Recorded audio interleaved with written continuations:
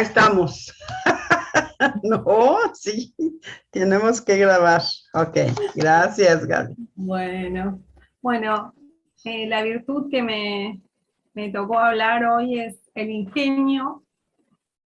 Es una virtud muy linda porque está relacionada con la creatividad, con la creatividad. Ujú. Y dice, encontrar utilidad práctica para lo que otros desecharían o pasarían por alto. Es una de las definiciones de creatividad. Ujú. Otra definición que yo encontré es: creatividad es la capacidad o facilidad para inventar algo. La facilidad para inventar algo. Y creo que el mejor ejemplo que tenemos de la creatividad está en Génesis, ¿no? Y es Dios comenzando con la creación. Así que voy a Sí. leer Génesis 1, que dice: Dios en el principio creó los cielos y la tierra era un caos total, y las tinieblas cubrían el abismo, y el Espíritu de Dios iba y venía sobre la superficie de las aguas, y dijo Dios que exista la luz, y la luz llegó a existir. Dios consideró que la luz era buena, y la separó de las tinieblas, y a la luz la llamó día, y a las tinieblas noche. Y vino la noche y llegó la mañana, ese fue el primer día. Y también en el versículo 11, Génesis 1:11, dice: dijo Dios que haya vegetación sobre la tierra, que ésta produzca hierbas que den semilla, árboles que den su fruto con semilla, todo según su especie. Y así sucedió. Comenzó a brotar la vegetación, hierbas que dan semilla y árboles que dan su fruto con semilla, todo según su especie. Y Dios consideró que esto era bueno, y vino la noche y llegó la mañana, y ese fue el tercer día. Creo que el mejor ejemplo que tenemos es Dios creando, ¿no? Y la creación. Ujú. Y yo creo que el espíritu es el que se movía, iba creando en ese tiempo, y es el mismo espíritu que Dios depositó dentro nuestro, porque si Ujú. bien todas las personas somos creativas, todo el ser humano es creativo, yo creo que los hijos de Dios tenemos un extra de creatividad, ¿no? Así es. Y a veces no usamos ese recurso que Dios nos dio extra, ¿no? Nosotros tendríamos como hijos de Dios crear las mejores canciones, crear las mejores pinturas, crear las mejores músicas, la mejor música, y todo lo que hay para crear todavía, y todo lo que no se inventó, tendría que salir de nosotros, porque Dios nos dio el Espíritu Santo y Él nos da creatividad para crear, para que todo produzca según su especie. Como decía acá, cada árbol producía frutos según su especie. Cuanto más Ujú. nosotros como hijos de Dios tenemos que dar nuestros frutos según lo que Dios depositó dentro nuestro, que para Claro. cada uno es diferente, pero todos sumamos dentro de un cuerpo, todos sumamos en esta gran creación de Dios. Y uno de los ejemplos que busqué para poder compartir acerca de la creatividad está en Génesis 41 del 14 al 37. Es una historia muy conocida que vamos a aprender, y tiene que ver con José y su interpretación de los sueños del faraón. Génesis 41, del 14 al 37. Y dice: el faraón mandó a llamar a José, y enseguida lo sacaron de la cárcel. Luego de afeitarse y cambiarse de ropa, José se presentó ante el faraón, quien le dijo: tuve un sueño que nadie ha podido interpretar, pero me he enterado de que cuando tú oyes un sueño, eres capaz de interpretarlo. Y José le dijo algo muy sabio, dijo: no soy yo quien puede hacerlo, respondió José, sino que es Dios quien le dará al faraón una respuesta favorable. Él reconoció que esa capacidad de crear, esa capacidad de interpretar, no era de él, sino que Dios se la daba.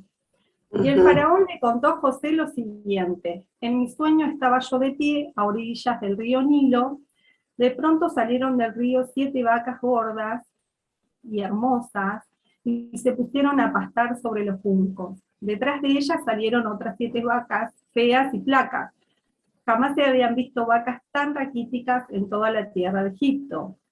Y las 7 vacas feas y flacas se comieron a las 7 vacas gordas.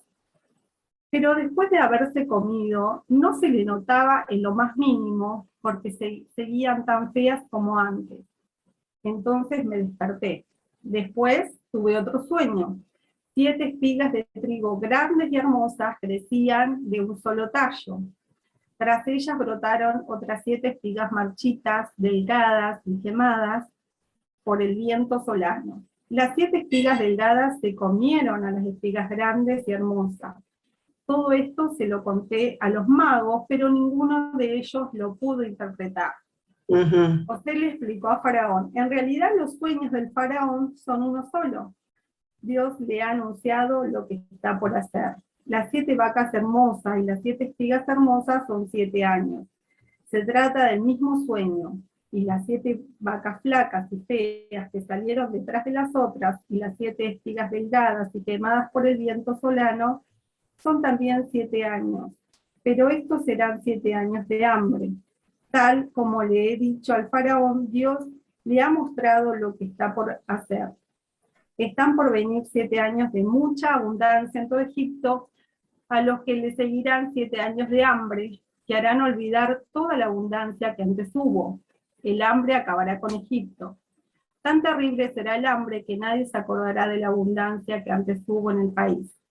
El faraón tuvo el mismo sueño 2 veces, porque Dios ha resuelto firmemente hacer esto, y lo llevará a cabo muy pronto. Por todo esto, el faraón debía buscar un hombre competente y sabio para que se haga cargo de la tierra de Egipto. Además, el faraón debía nombrar inspectores en todo Egipto para que durante los 7 años de abundancia recauden la 5ª parte de la cosecha en todo el país. Bajo el control del faraón, estos inspectores debían juntar el grano de los años buenos que vienen y almacenarlo en las ciudades para que haya una reserva de alimento. Este alimento almacenado le servirá a Egipto para los 7 años de hambre que sufrirán, y así la gente del país no morirá de hambre. Al faraón y a sus servidores les pareció bueno el plan. Hasta ahí. Bueno, y esto habla de la creatividad, ¿no?, que Dios depositó en él, de decirle, primero de José reconocer que no era él, sino que era Dios a través de él, ¿sí? Después dice, Dios les dijo, Dios te está mostrando lo que está por hacer, y le dio un plan, dice, recauden la 5ª parte de la cosecha. Había un plan ingenioso, un plan que tenía creatividad, de decir, ¿cómo vamos a hacer? Este es el problema, ¿cómo lo vamos a solucionar? Y fue José el primer recaudador de impuestos y el primero que nos habló de cómo ahorrar, ¿no? De cómo aprender a ahorrar. Nos dio las ideas de cómo ahorrar y cómo poder afrontar esta situación. Yo creo que el Espíritu Santo es el que interviene dándonos creatividad en situaciones complejas, ¿no? Cuando empezamos leyendo el Génesis, dice que la tierra estaba en un caos, estaba desordenada, estaba vacía, y ahí interviene el Espíritu y comienza a soplar, a separar, a crear. Muchas veces nosotros nos encontramos en situaciones donde no queremos estar, o decimos, ¿cómo llegué a esto? Y es en ese momento donde el Espíritu nos da creatividad. A veces nos pasa que decimos, bueno, yo quiero que este problema se solucione. Y a mí el Espíritu Santo siempre me sorprende, porque no se soluciona como yo espero que se solucione. Digo, tengo este problema y me gustaría que Dios me lo solucione así, así o así. Y le doy el plan A, el plan B. Y el Espíritu Santo nos sorprende y nos muestra una respuesta de una forma inesperada. Esa es la creatividad que el Espíritu tiene, y que la depositó Dios dentro nuestro, porque Dios nos dio todos los recursos para resolver en Él todos los problemas que se plantean, ¿no? No en este tiempo creer porque estamos en una situación compleja como en la que iba a vivir la tierra de Egipto, dice, va a haber hambre, no nos quedamos con el problema, sino decir, bueno, va a haber hambre, pero Dios cómo lo va a solucionar, ¿no? Estoy pasando por esta situación, pero cómo Dios me va a ayudar a salir adelante, como casa, como familia, siempre ver esa creatividad que el Espíritu puso dentro nuestro. Y en esta semana hablábamos con un hermano de la iglesia que él es taxista, y se le rompió el taxi, y dice, tengo el taxi frenado porque se me rompió el motor y me lo están arreglando, y nosotros hablamos con él y le decíamos, ¿y qué más sabes hacer? Y él dice, y yo sé arreglar cosas, puedo ir a las casas, reparar, sé pintar, sé hacerte albañil. Dice, yo en la pandemia hice esas cosas.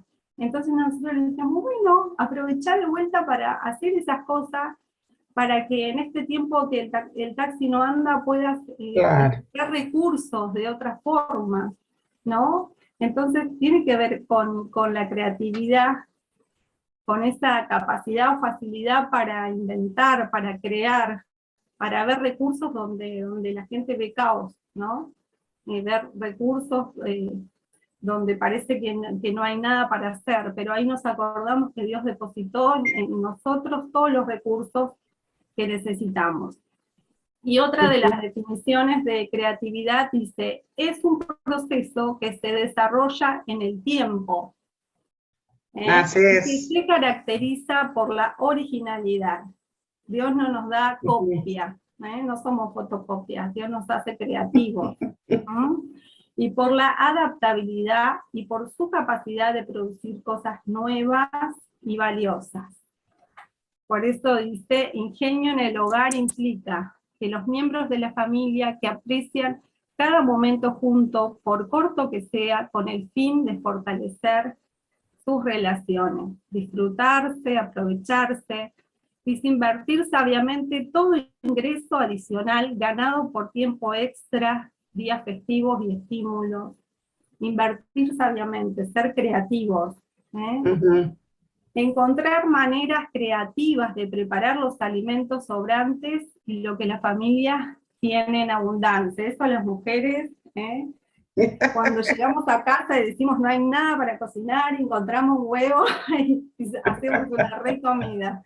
Invertimos todo el tiempo en creatividad, en O tener los si recursos no, que tenemos a mano. y si no, ¿sabes qué? A mí me encanta ver las tartas. En México no hacemos tartas, por supuesto, hacemos tacos, ¿no? Pero las tartas que hacen, no, no, no, qué bárbaros. De cualquier cosa pueden hacer una tarta. Sí, nosotros sí, de todo. Dice, usar el tiempo libre para fomentar el aprendizaje y la creatividad. En este tiempo donde los niños están muchas horas con el celular y nosotros lo vemos, y a veces con pocos recursos hacemos que ellos salgan del celular, creen cosas, hagan dibujos, expresen, desarrollen todo lo que Dios depositó dentro de ellos. Y siempre también cuando nosotros hablamos de nuestra capacidad de ahorrar y decir, bueno, ¿qué vamos a hacer con este ahorro que tenemos, con este dinero que juntamos, que entró extra? ¿No? ¿Lo vamos a invertir? ¿Lo vamos a invertir en algo que produzca más? ¿Lo Claro. vamos a sembrar en buena tierra para que produzca fruto? ¿O me lo voy a gastar en cosas que no aprovechan y que terminan siendo vanas, por decirlo, ¿no? ¿Qué hacemos con nuestros recursos? Lo vamos a sembrar en buena tierra, lo vamos a producir, ¿no? Y acá entra la parábola de los talentos, De que los como Dios talentos. a cada uno le dio talentos diferentes y algunos lo pusieron a producir, usaron su creatividad, su ingenio, y otro le escondió, no usó su creatividad, no usó su ingenio, lo escondió porque tuvo miedo, dice. Pero dos cualidades que hacen la diferencia también en la creatividad es la inteligencia y la lógica. Fíjate, ahí lo que estabas leyendo de José, o sea, cómo seguramente se puso a investigar cuánta gente era, cuánto era lo que gastaban, y cómo dijo, una quinta parte, con una quinta parte se pueden sostener, pero la otra la vamos a almacenar. O sea, se requiere de esas dos cosas, ¿sí? De esas dos cosas que hacen la diferencia entre la creatividad, ¿sí? Y el ingenio. El ingenio es pensar, o sea, es inteligencia y lógica, cómo lo voy a usar, como tú decías. Así es. Dice, la falta de recursos no es un límite para la creatividad. La falta de recursos no es un límite, no porque yo tenga menos que el otro voy a ser menos creativo, y en la parábola de los talentos creo que está muy claro, ¿no? No porque al que le dieron 10 iba a producir un montón, sino que tenía que ver con que eso poco que Dios le daba, cómo ellos lo podían multiplicar. En Mateo 25, 23, le dice, bien, siervo bueno y fiel, en lo poco fuiste fiel, sobre mucho te pondré, entra en el gozo de tu Señor. Sí. Que todo lo que Dios nos dio para administrar en este tiempo, podamos desarrollarlo con creatividad. Por eso dice, yo decido ver el valor de los objetos, de las ideas y personas. Yo decido reparar, reutilizar y reciclar. Qué bueno eso, de reutilizar y reciclar las cosas que tenemos a mano, en nuestra casa, en nuestro trabajo, de poder darle otro uso, de no tirarlo solamente, sino poder reutilizar. Yo decido usar sabiamente mi tiempo, mi talento, la energía y la mente. Yo decido regalar o vender lo que no uso.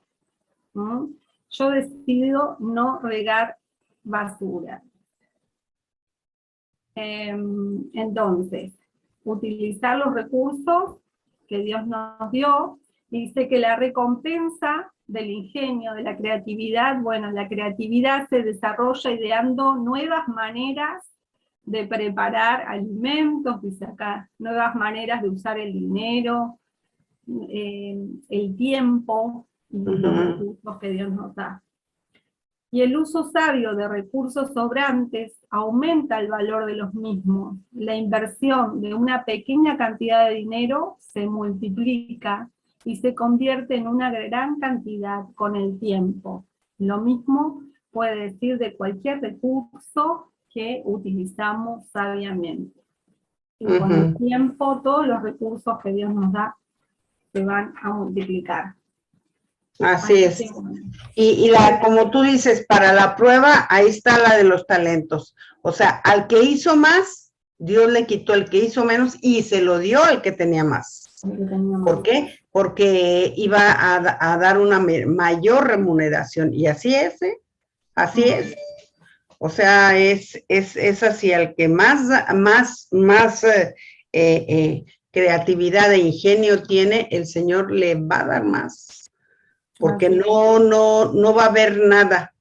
Y algo importante también dentro de la inteligencia espiritual, porque es una inteligencia espiritual, no es una inteligencia humana, ¿sí? El ingenio es una inteligencia espiritual, por lo tanto, siempre va a estar dependiendo también de Dios. Esa es una ventaja. Así es. Bien. Muy bien. Bueno, otro de las virtudes, ¿sigo con la segunda? Sí, sígale.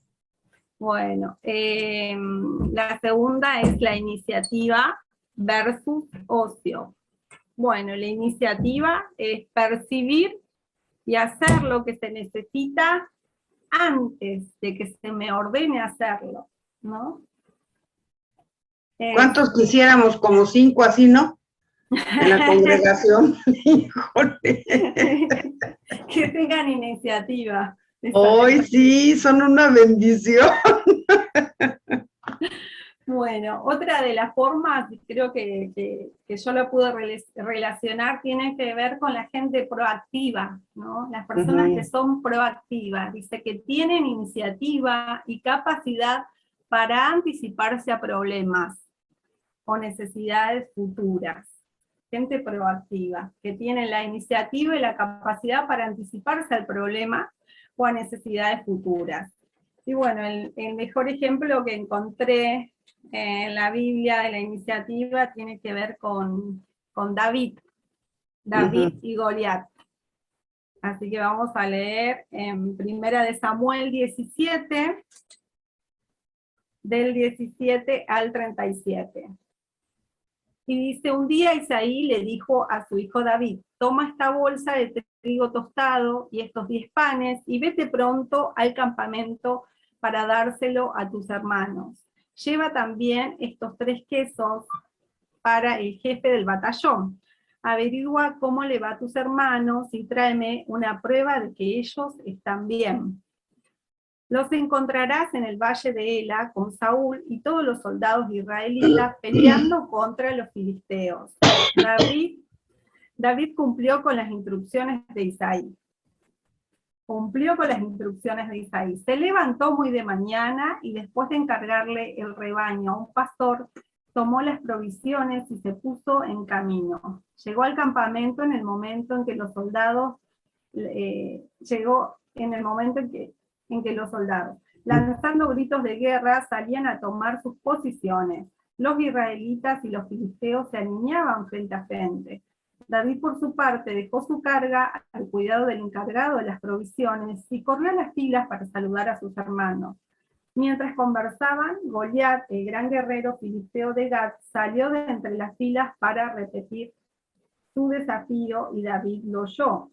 Cuando los israelitas vieron a Goliat, huyeron despavoridos. Algunos decían, ¿ven a ese hombre que sale a desafiar a Israel? A quien lo venza y lo mate, el rey lo colmará de riquezas. Además, le dará una hija como esposa y su familia quedará exenta de impuestos aquí en Israel. Y David preguntó a los que estaban con él, ¿qué dicen que les darán a quien mate a este filisteo y salve así el honor de Israel? ¿Quién se cree este filisteo pagano que se atreve a desafiar al ejército del Dios viviente? Al que lo mate, repitieron, se le dará la recompensa anunciada. Eliab, el hermano mayor de David, lo oyó hablar con los hombres y se puso furioso con él. Le reclamó, ¿qué has venido a hacer aquí? ¿Con quién has dejado esas pocas ovejas en el desierto? Yo te conozco, eres un atrevido y malintencionado. Seguro que has venido para ver la batalla. ¿Y ahora qué hice?, protestó David, si apenas he abierto la boca. Apartándose de su hermano, les preguntó a otros, quienes le dijeron lo mismo. Algunos que oyeron lo que había dicho David, se lo contaron a Saúl, y este mandó a llamarlo. Entonces David le dijo a Saúl, nadie tiene por qué desanimarte a causa de este filisteo. Yo mismo iré a pelear contra él. ¿Cómo vas a pelear tú solo contra este filisteo?, replicó Saúl. No eres más que un muchacho, mientras que él ha sido un guerrero toda la vida. Y David le respondió, a mí me toca cuidar el rebaño de mi padre. Cuando un león o un oso viene y se lleva una oveja del rebaño, yo lo persigo y lo golpeo hasta que suelta la presa, y si el animal me ataca, lo sigo golpeando hasta matarlo. Este siervo de su majestad ha matado leones y osos, lo mismo puede hacer con este filisteo pagano, porque está desafiando al ejército del Dios viviente. Así que bueno, hasta ahí. Bueno, en David vemos esta iniciativa, ¿no? Cómo él identificó el problema y quiso intervenir, ¿no? Y dice que él habló de que él había sido entrenado, con las ovejas, con los leones, para poder percibir la situación que estaban viviendo y cómo él quiso solucionarla. Y también me llama la atención cómo el hermano de David dice que se encendió de ira. Muchas veces la gente que tiene esa capacidad de ser proactiva, de querer solucionar el problema, se encuentra con la gente que es lo contrario, con la gente reactiva. Que dice, pero como que los reactivos están esperando que pase algo, y cuando uno se anticipa y dice, yo quiero hacer tal cosa para que no pase tal otra, gente que no lo ve, que tiene una visión corta, ¿no? Se levanta y dice, pero ¿por qué vas a hacer eso?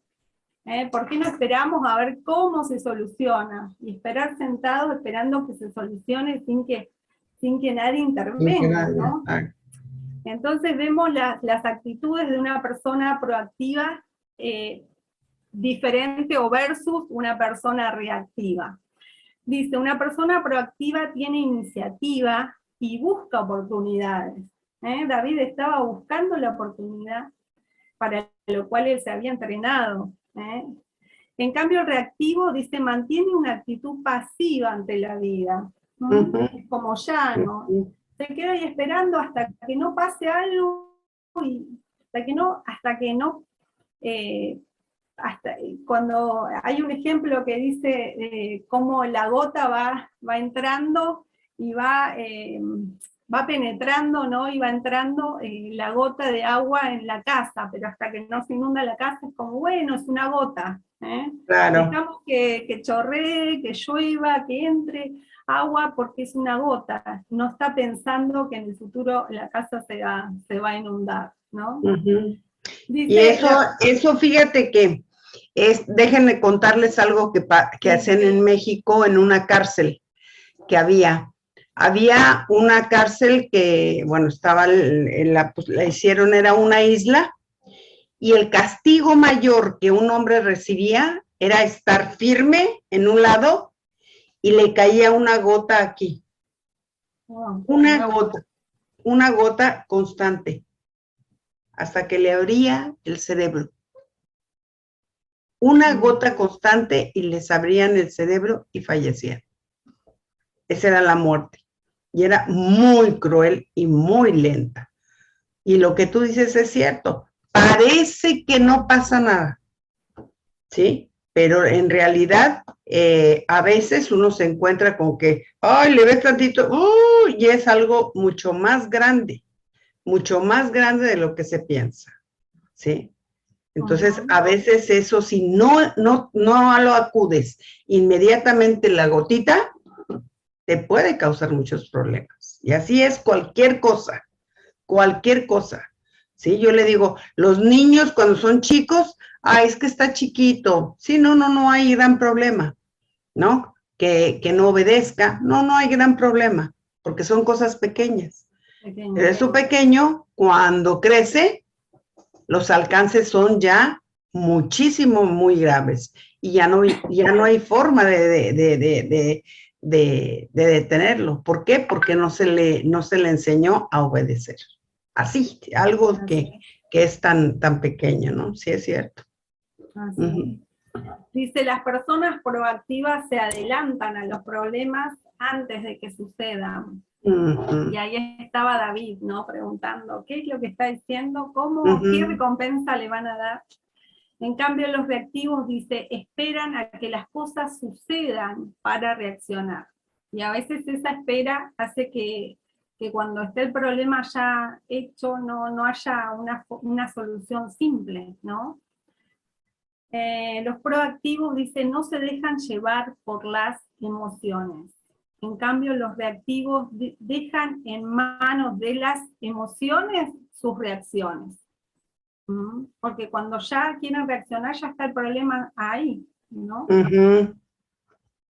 El proactivo dice, ante un reto lo hará, ante una oportunidad él lo hará. En cambio, el reactivo dice, ante un reto lo intentará. Dice, yo lo voy a intentar. Son esas personas que dicen, bueno, voy a intentar a ver qué sale. El proactivo dice, ante una tarea, él dice, lo haré hoy.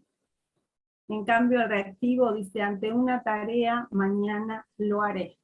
Por eso dice que lo contrario es el ocio o la pereza. Y Proverbios 13:4 nos dice, el alma del perezoso desea y nada alcanza, mas el alma de los diligentes será prosperada. Y en la nueva versión internacional, dice también Proverbios 13:4, dice, el perezoso ambiciona y nada consigue. El diligente ve cumplidos sus deseos. Los ve cumplidos porque reacciona, ¿no? Porque interviene. Claro. Dice, la iniciativa en el hogar implica aceptar el reto de ser ejemplo para otras familias y buscar maneras de animarlas compartiendo las lecciones aprendidas. La iniciativa dice, padres que visualizan logros para cada uno de sus hijos y planean oportunamente los medios de capacitación que les permitan alcanzar sus metas. Ver y realizar los quehaceres que necesitan hacerse en el hogar.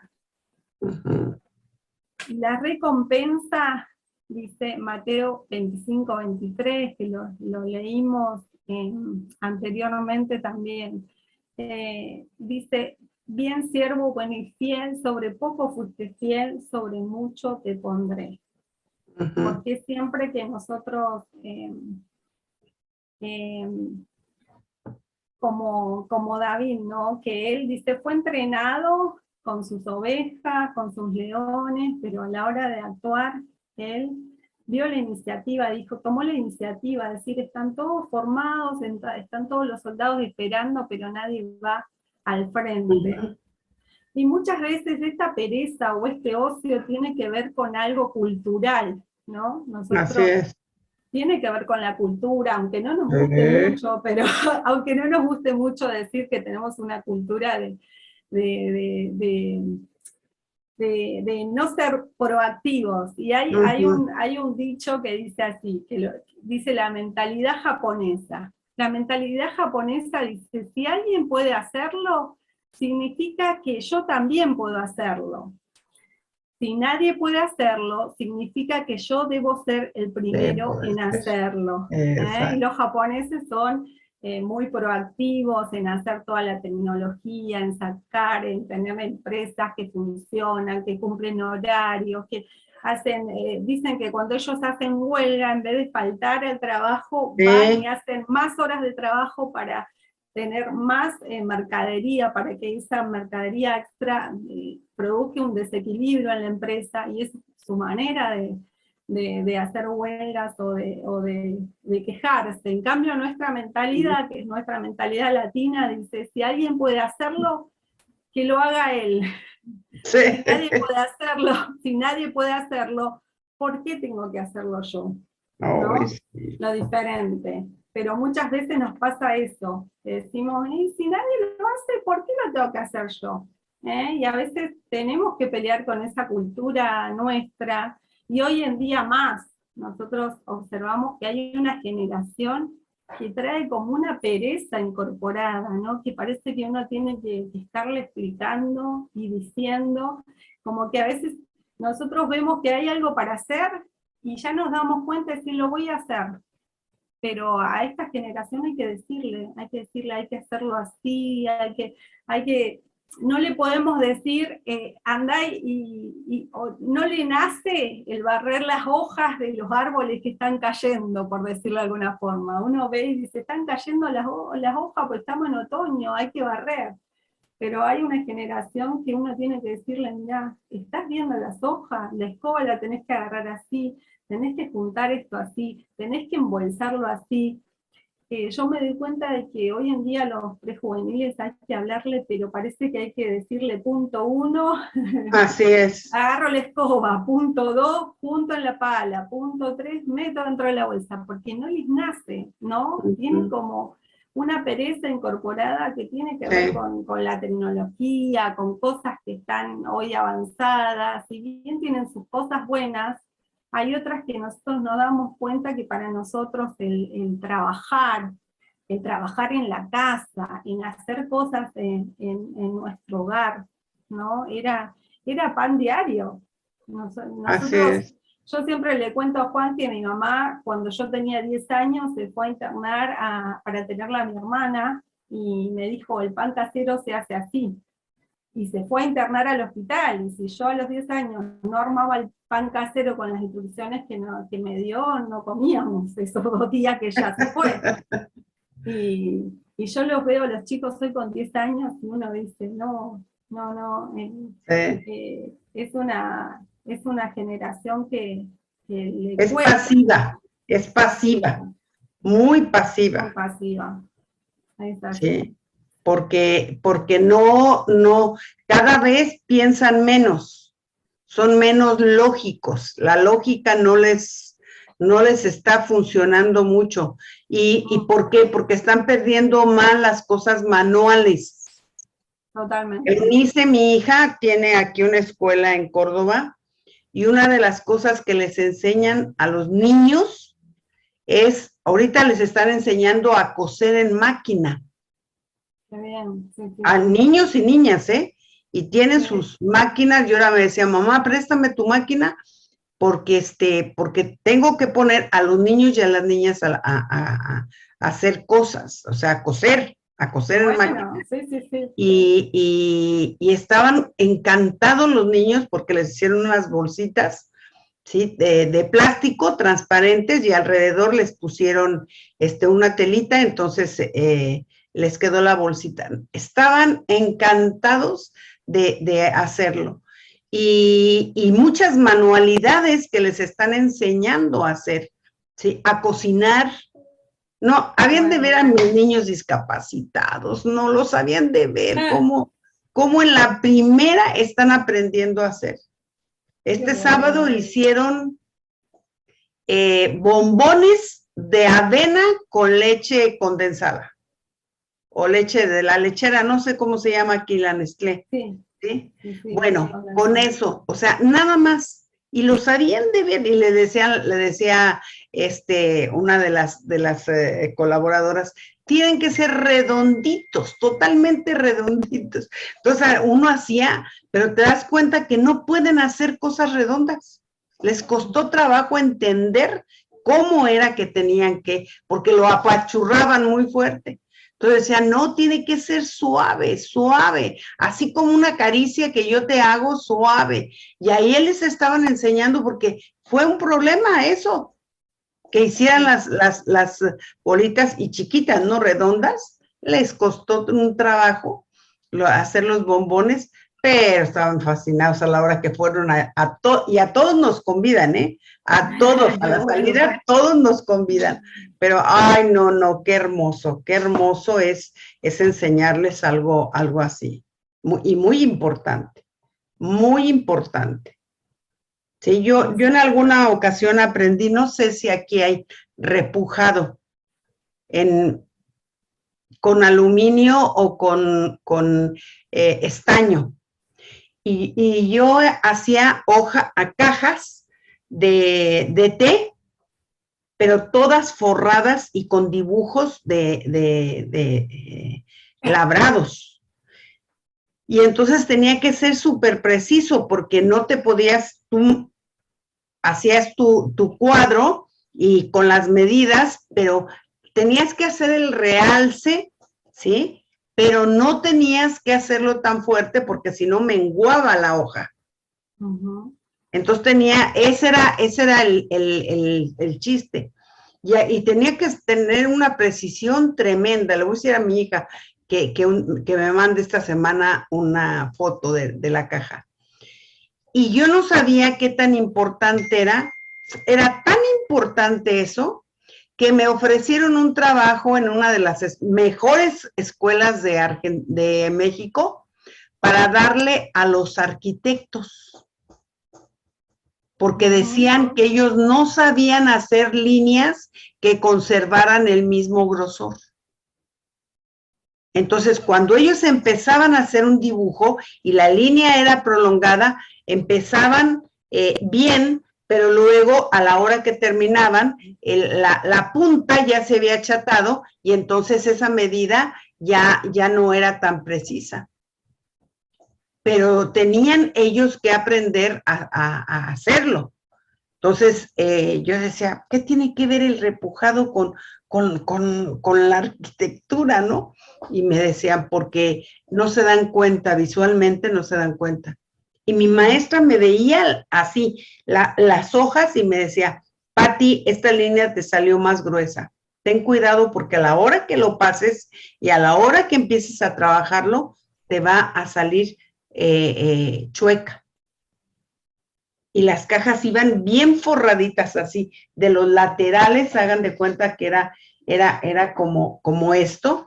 Entonces tú tomabas la medida de aquí y lo tenía que bajar hacia acá. Entonces a la hora que ponías tu lámina, tenía que coincidir esta parte, ¿sí? Para que cayera, y aquí era otro dibujo y aquí era uno diferente. Pero todo eso que me enseñó a ver algo y a decir, está chueco.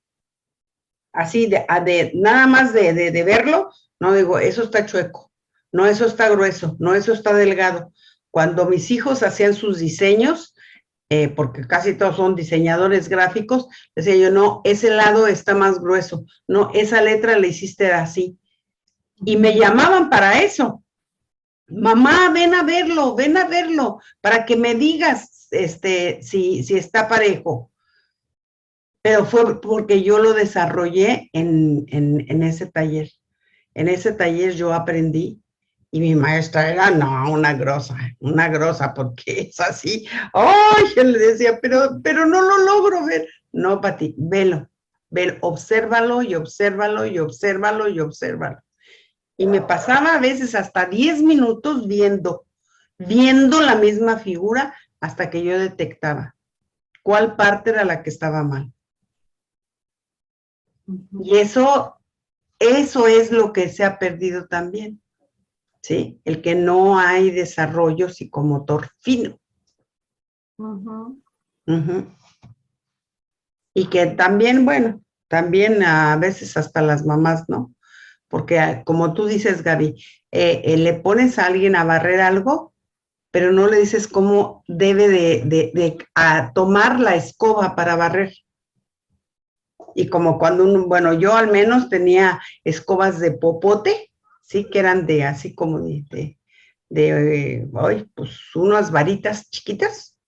Entonces tenía que uno hacerlo, pero hacerlo bien para que no las enchuecaras, porque si no las echabas a perder. Ahora ya las de plástico no se echan a perder, pero en ese entonces sí se echaban a perder. Pero era así.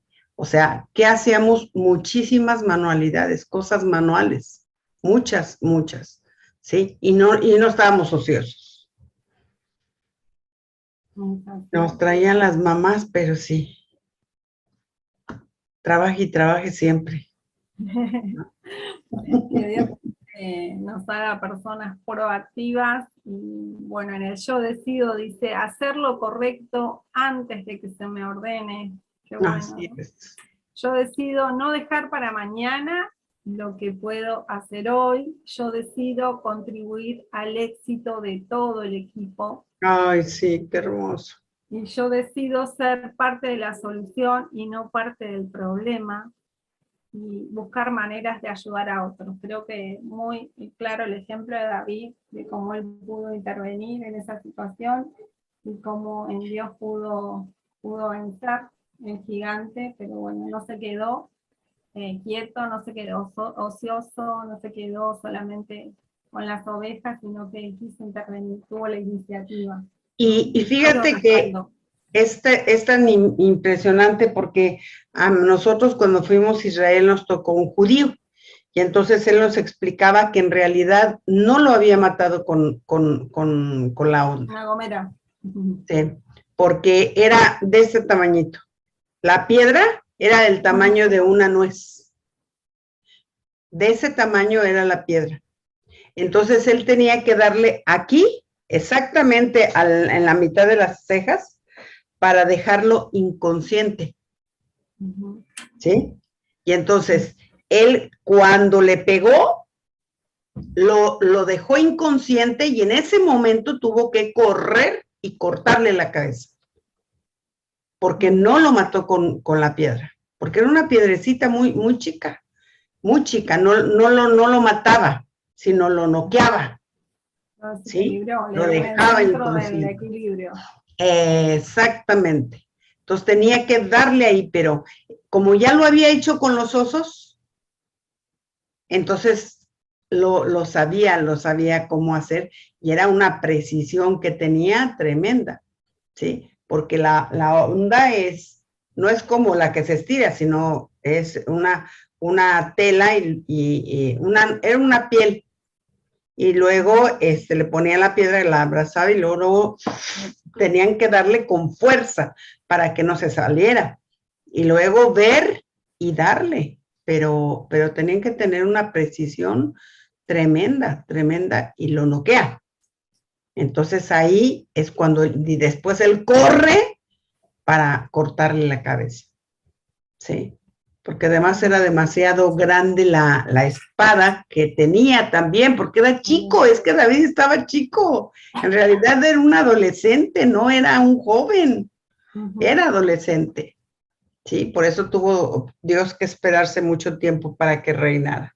Pero cuántas cosas que uno pareciera que son parte de algo natural o normal, pero cuando nosotros vemos que son virtudes de Dios, con un fin, con un propósito, entonces hay cosas que se tienen que activar en los prejuveniles, en los juveniles, para que ellos lo hagan, ¿no? Bueno, ok, vamos con Laurita Jones.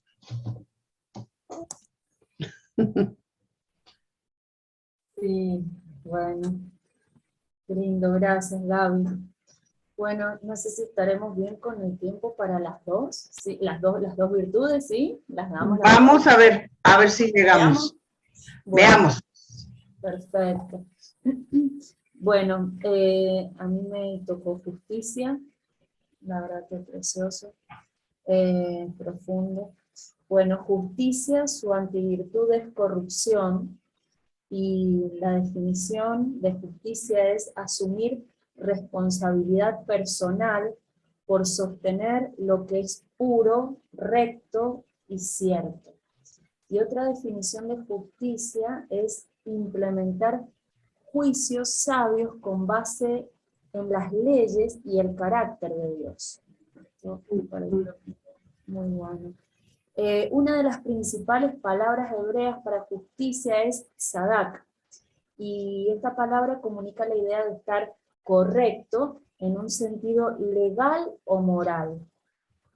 La justicia es la perfección del carácter de nuestro Señor Jesucristo. Su justicia se convierte en la nuestra cuando por fe lo recibimos como nuestro Redentor. Jesús es quien satisfizo las demandas justas de la ley de Dios al poner su vida justa en rescate por nuestros pecados en su muerte en la cruz.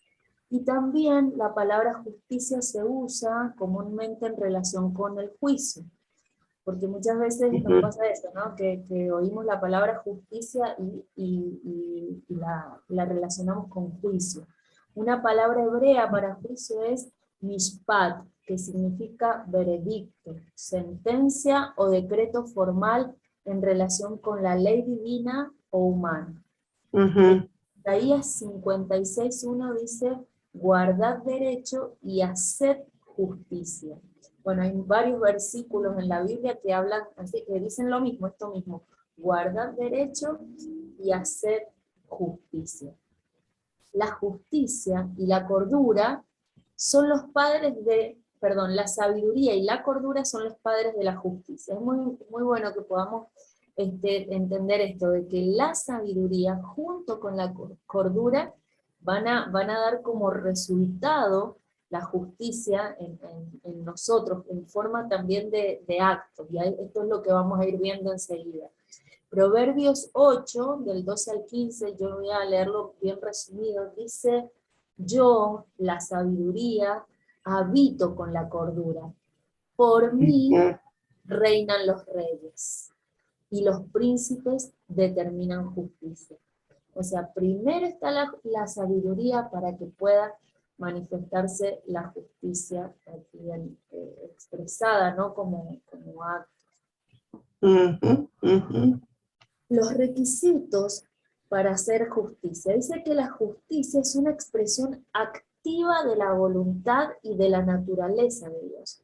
La justicia requiere que una persona verbalmente confirme la verdad de Dios y la acate. O sea, primero que lo pueda declarar, lo pueda decir, para que se exprese lo que cree, y luego se transformará en hechos. Dice, por esto la palabra hacer comúnmente precede a la palabra justicia en la Escritura. Por ejemplo, el Salmo 82:3 dice, haced justicia al afligido y al menesteroso. Vamos a ver que sobre todo en el Antiguo Testamento, antes de la palabra justicia está la palabra hacer. Bien, vamos a pasar a... Solo cuando una persona deja a un lado sus propias opiniones, comprenderá la justicia de Dios. Dice el Salmo 25:9, encaminará a los humildes por el juicio y él enseñará a los mansos su carrera. O sea que es despojarnos de nuestras propias opiniones para comprender la justicia de Dios. Vamos a ver que es complejo para el humano comprender la justicia de Dios. Es muy complejo. Y esto lo vemos en el caso del pasaje en Mateo 20, del 1 al 15. Dice, porque el reino de los cielos, dijo el Señor Jesús, ¿no? Una parábola. Porque el reino de los cielos es semejante a un hombre, padre de familia, que salió por la mañana a contratar obreros para su viña, y habiendo convenido con los obreros en un denario al día, los envió a su viña. Saliendo cerca de la hora tercera del día, vio a otros que estaban en la plaza desocupados, y les dijo, id también vosotros a mi viña, y yo os daré lo que sea justo. Y ellos fueron. Salió otra vez cerca de la hora sexta y novena, e hizo lo mismo, y saliendo cerca de la hora 11, halló a otros que estaban desocupados, y les dijo, ¿por qué estáis aquí todo el día desocupados? Le dijeron, porque nadie nos ha contratado. Él les dijo, id también vosotros a la viña, y recibiréis lo que sea justo. Y cuando llegó la noche, el señor de la viña dijo a su mayordomo, llama a los obreros y págales el jornal, comenzando desde los postreros hasta los primeros.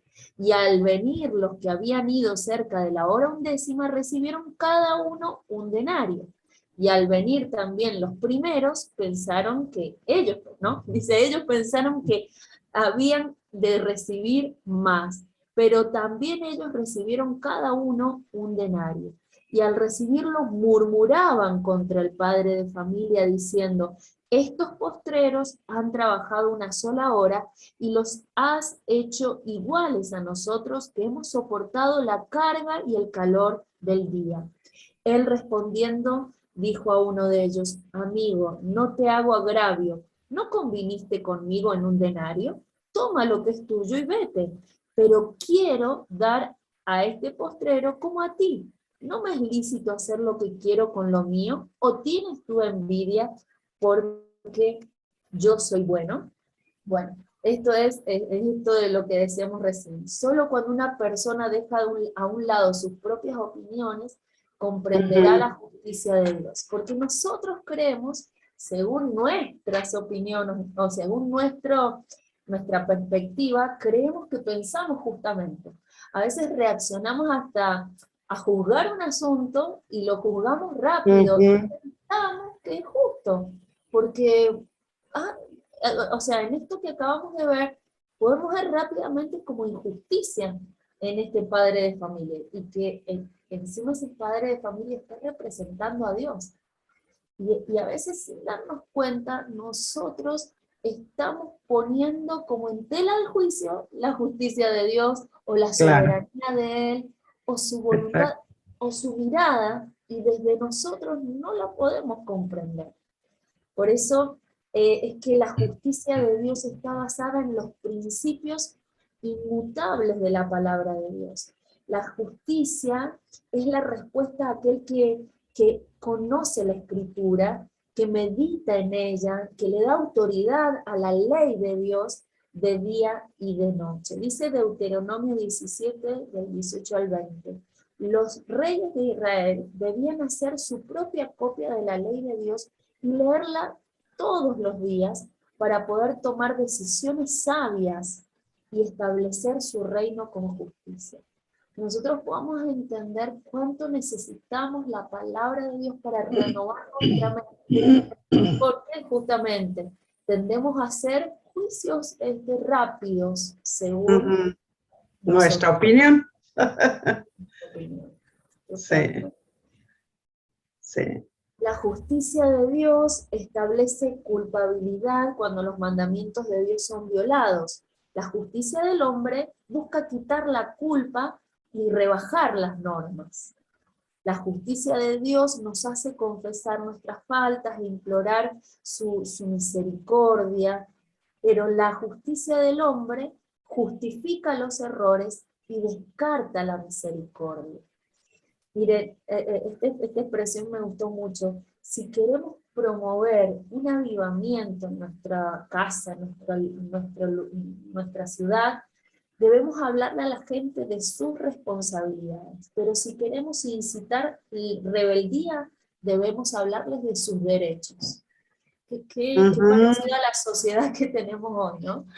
Cuando se habla tanto de los derechos humanos, bueno, eso es lo que ha incitado la rebeldía y es contrario a la responsabilidad. Por eso es que la justicia de Dios se basa en la responsabilidad personal y la justicia del hombre reclama sus derechos y traerá rebeldía. La justicia de Dios expresa su sabiduría y la justicia del hombre expresa razonamientos humanos. La justicia de Dios es imparcial y es objetiva. La justicia del hombre es parcial, es subjetiva. Como que no nos podemos desprender de nuestra subjetividad.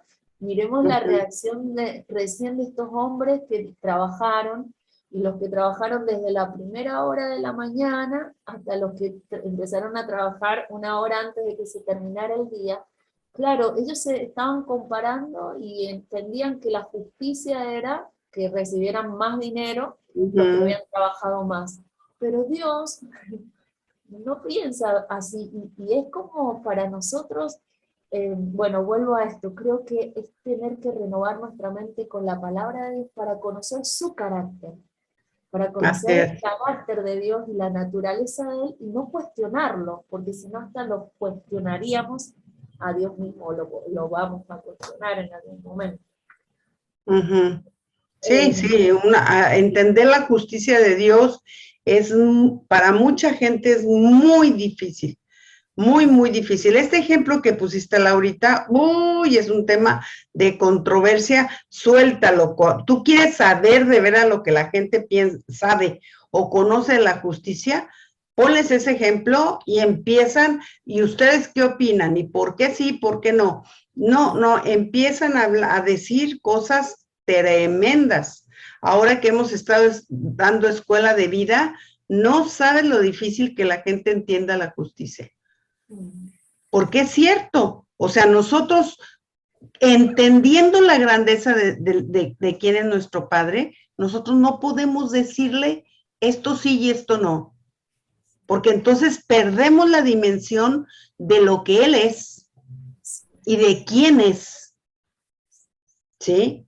O sea, no nos damos cuenta que es como si una hormiguita, ¿sí? Nos dijera a nosotros, ¿sí? Ten cuidado, pero no me vayas a pisar, ¿eh? Fíjate bien.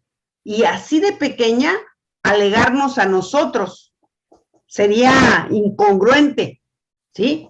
¡Tac! Y se acabó. La pachurras y ya, dejó de ser. Pero no nos damos cuenta que la justicia va en función del corazón y de la grandeza, Por eso este padre dice, ¿qué acaso yo no puedo hacer con lo que tengo como yo quiero? Claro, Claro, Dios tiene todo el derecho de decirnos, sí, las cosas como sean, porque nuestros parámetros van mucho en función, sí, de quienes somos, Ajá. de quienes somos. Y Dios Dios no puede, nosotros no podemos regir a Dios por lo que nosotros pensamos o opinamos o creemos. Y va muy relacionado con el juicio. Si se dan cuenta, la justicia siempre la relacionan con el juez humano. Exacto. ¿Sí? Y no se percatan de que es un hombre como nosotros. O sea, que no hay ningún problema, o sea, no hay diferencias. Pero cuando nosotros vemos a Dios en toda su magnitud, decimos, sí, Señor, lo que usted diga, como usted diga, ¿sí? Porque nunca superaremos las tres características que tiene más de Dios: la omnipotencia, la omnisciencia y la omnipresencia. El hombre no puede superar eso. Esas tres características que, te digo, tiene mucho más, pero al menos esas tres bastan para que cuando alguien las entiende bien y entiende el corazón paternal de Dios, entiende la justicia. Si no, no la puede entender, no puede entender, porque no entiende la grandeza de Dios y la soberanía, como decías, la soberanía. Por eso, cuando cuando a uno le pasa que muertes de familia y que cosas que, miren, nosotros vivimos una situación que todavía permanecemos en silencio. Todavía permanecemos en silencio, sujetándonos a la soberanía de Dios. Pero vivimos una tragedia en la familia, ¿sí? Y decimos, no entendemos, Señor, pero no estamos para entender. Estamos para saber que tú eres un Dios justo y que las cosas van a ser a tu forma, no a nuestra forma. Pero de veras fue algo muy, muy fuerte, ¿sí? Y no desviarte ni guardar nada, ni humanizar, ¿sí? La soberanía de Dios. Porque si no, te vas, te corrompes, porque cuando alguien opina que Dios lo que fue no fue correcto, está corrompido. Es corrupción, porque es rebelión, es obstinación, está corrompido. Entonces es un tema bastante delicado, pero qué importante lo que tú estás diciendo, ¿sí? Sí, sin un conocimiento profundo, real de Dios mismo, no podemos entender la justicia, como vos decías, Pati. Y también, junto con esos tres atributos que vos decías recién, yo pensaba más temprano, cuando estaba leyendo sobre esto, en este conocimiento de la naturaleza y del carácter de Dios, que mientras nosotros lo vamos conociendo, conocemos, por ejemplo, en este caso de que Él es justo y Él es perfectamente justo. Y que todos sus atributos nos pueden acompañar su perfección. O sea, la perfección es un atributo, pero Él es perfectamente justo, perfectamente bueno. O sea, no hay posibilidad de que su justicia no sea perfecta. Cuando nosotros lo conocemos a Él, no daremos lugar en nuestro corazón, en nuestra mente, la posibilidad de que no haya perfección en su justicia. Como así es. Aunque no la entendamos, así es. Nosotros saber y conocer la naturaleza de su carácter. Eso es así es. Es lo que les digo, cuando nosotros vivimos esa tragedia, nosotros dijimos, Señor, sabemos, ¿sí? Que tú eres soberano y que tú si a ti te complace, hacernos entender esto, o por qué pasó, o qué sucedió, pero les estoy hablando de algo que pasó hace 4 años. Va a cumplir 5. ¿Sí? Y que de ningún momento lo primero que hicimos Luis y yo fue hablarles precisamente de la justicia. Le dijimos, no vamos a cuestionar esta situación, ¿sí? Con Dios. No, porque tocaríamos lo perfecto. No.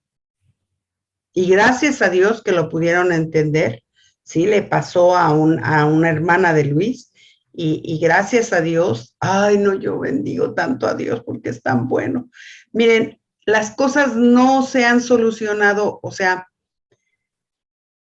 es una de las cosas más injustas que en mi vida yo he visto, pero sin embargo yo he visto cómo eso ha llevado a mi cuñada a amar a Dios de una manera incondicional totalmente.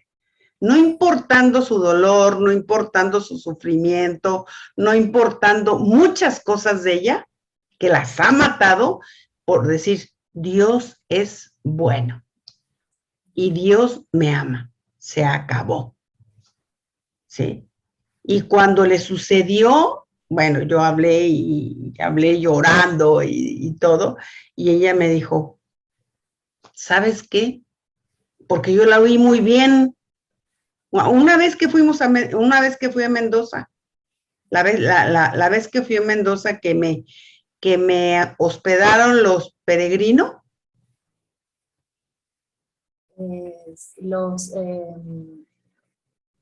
Ahora no me sale el apellido. Los Pastorino. Pastorino. Pues, era algo así. Se me confunde el apellido con el de ella, porque los dos tienen, ella usa el apellido mucho de soltera y él el de, entonces a veces la quiero llamar de uno o de otro y se me confunden los apellidos. Y fue ese día y yo iba así toda, ¡ay, Señor!, ¿no? Y miren qué bueno fue Dios, porque yo estaba pasando por lo mismo que ella había vivido, y que estaba totalmente ella tan confundida y tan todavía después de lo que pasó con su hijo, y yo le llego con mi noticia, imagínense. Y le dije, no, mi amor, no cuestiones, no le cuestiones a Dios, ¿sí? Su decisión, no le cuestiones. Piensa en que no importa que las circunstancias digan otras cosas, Dios es bueno.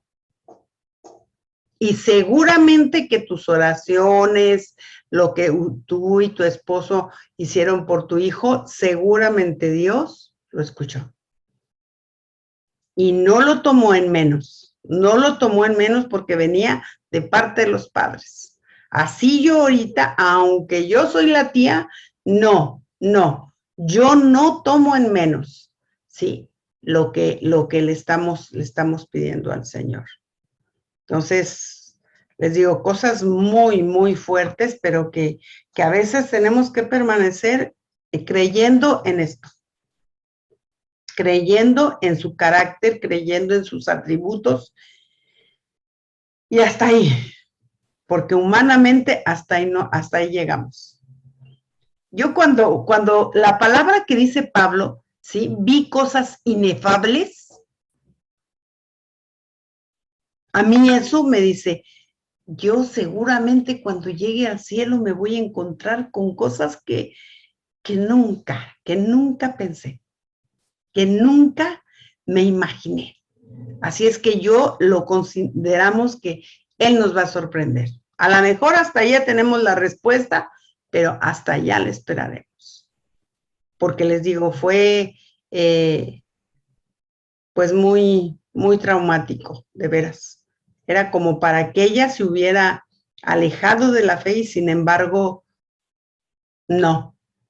Se tomó más del Señor. Ahí fue cuando yo la vi que ella se tomó de una manera como nunca en su vida. ante el dolor. ¿Sí? La mató su esposo. La aventó de un 5º piso a su hija la menor. ¿Sí? Y la cosa no era lograr eso, sino que él era pastor. Y sigue siendo pastor. Y no lo pudieron juzgar.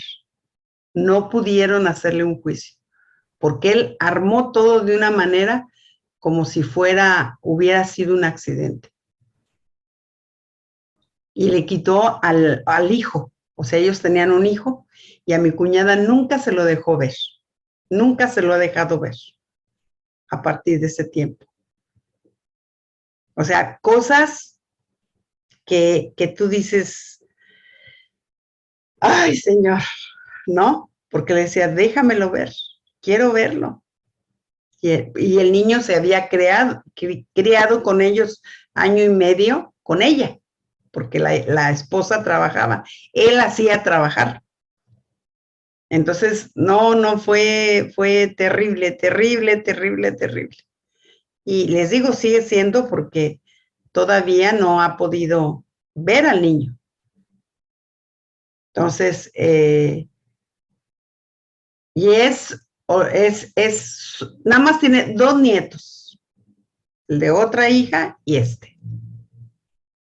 Y era algo terrible, porque fue,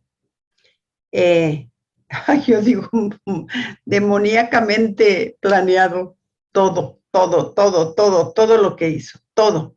Y en la confusión y en el dolor, él aprovechó todas las oportunidades para salir libre.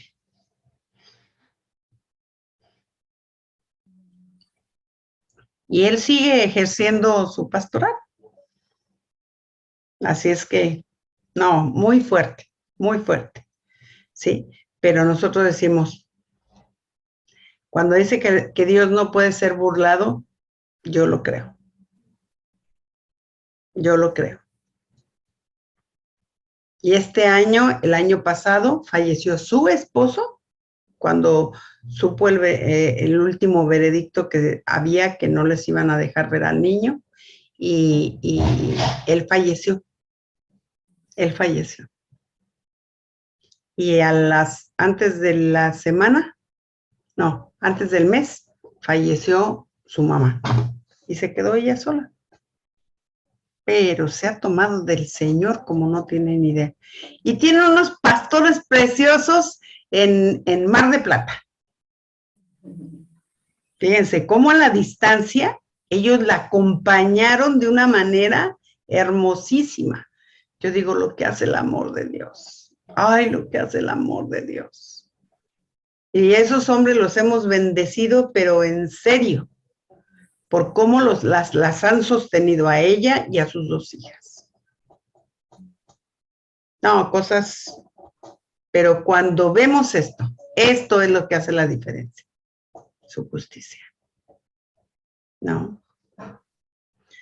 Así es, mis queridas, así es que, bueno, terminemos.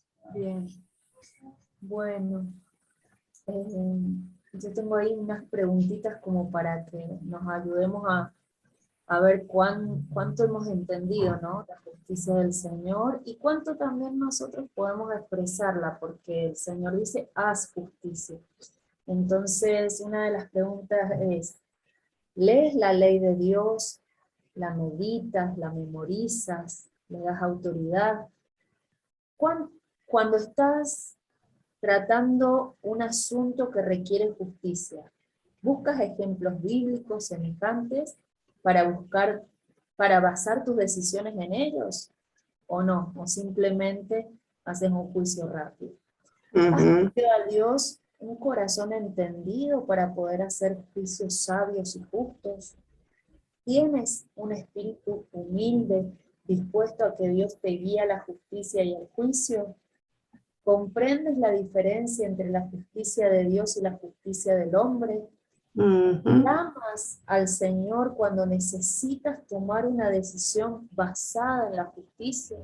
Esto de clamar al Señor, eso que le ha pasado a tu cuñada, es que se inicia un clamor para no tomar justicia por nuestra mano, por nuestro pensamiento, por nuestra perspectiva.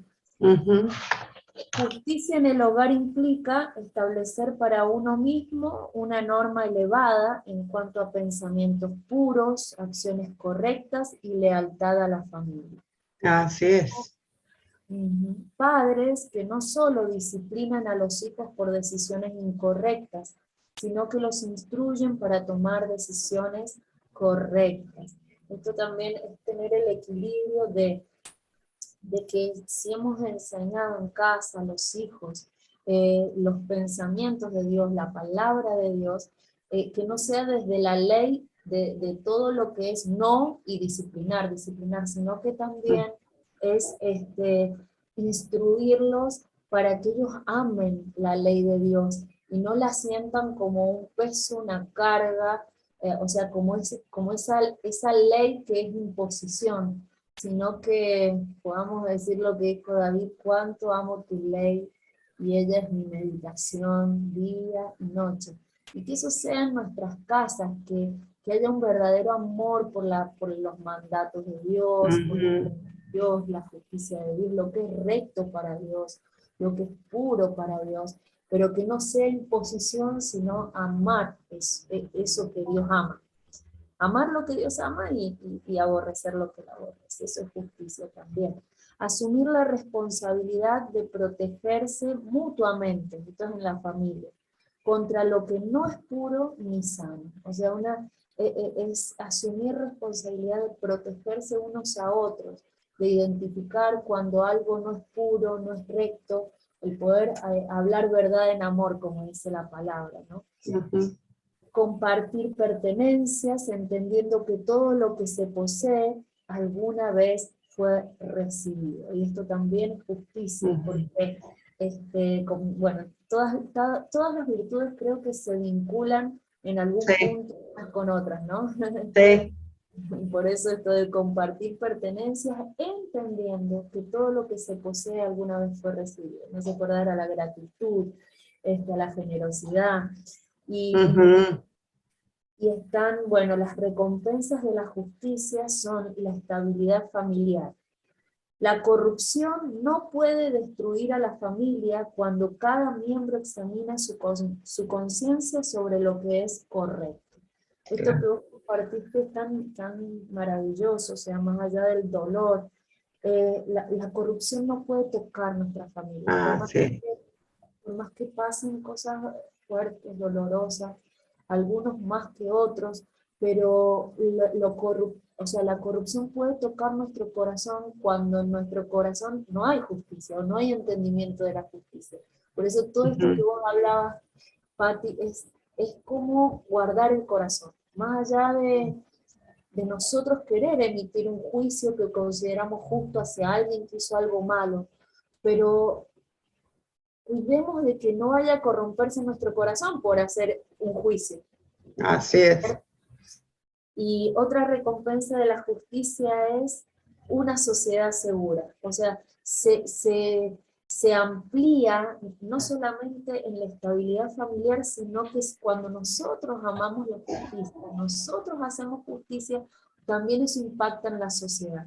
Cuando se castiga a los infractores de la ley rápida y resueltamente, hay disuasión eficaz contra el crimen. Los hijos pueden crecer en un ambiente seguro y los padres pueden vivir tranquilos. Nosotros sabemos que según cómo vivimos como hijos de Dios, también es la vara que elevamos hacia la nación, hacia la sociedad. Los 5 yo decido. Yo decido respetar la autoridad de la ley por sobre mis pensamientos y mi subjetividad, ¿no? Yo decido defender lo que es puro, correcto y verdadero. Yo decido nunca predisponer a otros. Ahí yo no sé, Patti, si vos me podés ayudar, ahí no, yo no pude encontrar como un ejemplo bien como para poder entenderlo mejor, explicarlo mejor esto yo decido. Nunca predisponer a otros. Nunca predisponer a otros sobre lo que a ti te pase.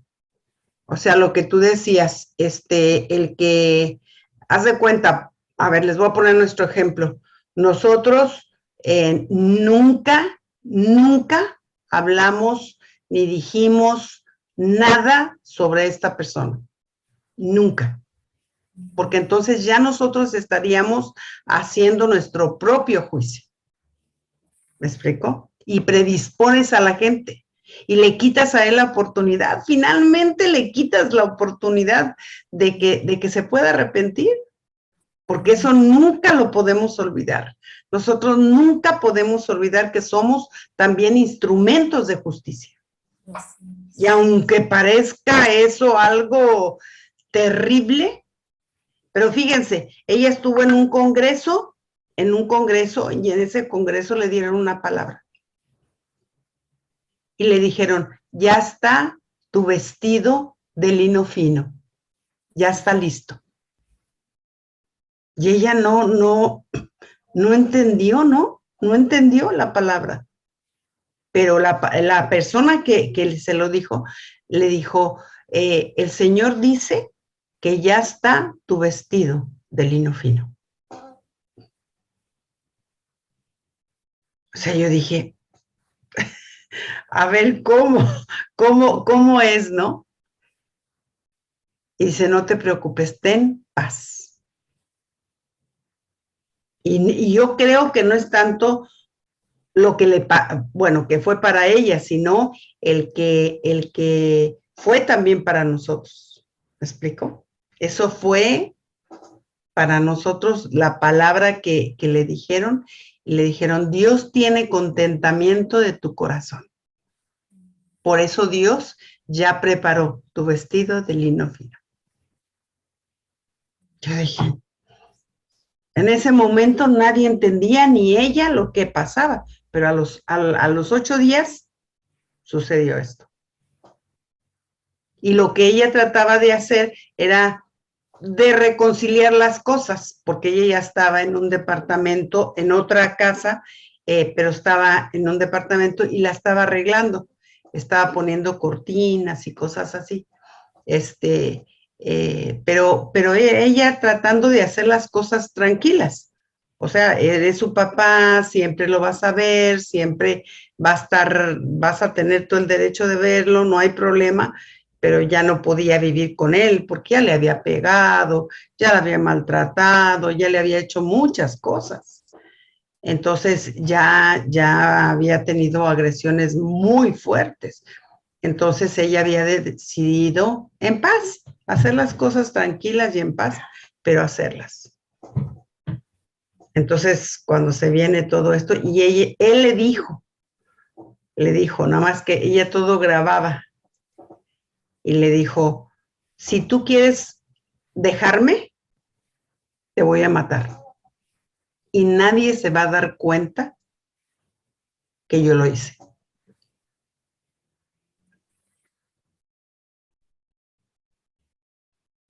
Y entonces cuando lo oyó, su mamá le dijo, ay no, mijita, borra eso, ¿qué es eso?